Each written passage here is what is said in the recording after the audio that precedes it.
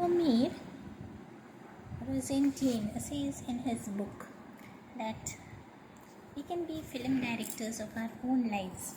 So, had it been possible to copy down to the last detail the psychology of another person, we would also know their psyche in great detail.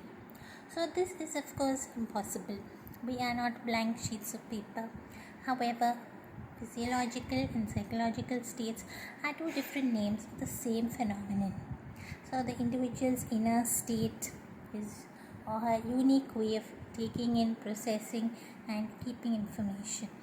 So, ever since the time the system of yoga developed, it has been known that the state of the body creates and at the same time expresses the state of the soul.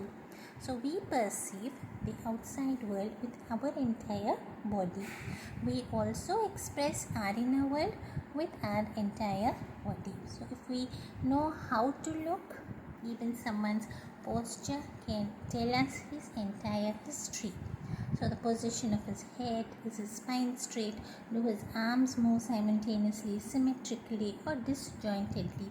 So what is he looking at? What does his breathing sound like? Is his pulse too quick? So hundreds of details of his clothes, hairstyle, skin. Is his mouth open when he is silent? Has he been biting his nails? So as our first encounter with a stranger, in the very first couple of seconds before we have even heard his voice, before the first greeting, billions of megabytes of information flow between us. So some of us are important and useful bits of information as long as we are attentive and curious and our senses are open not to miss them. Usually the major part of this information is processed and saved and consciously informs the so-called first impression.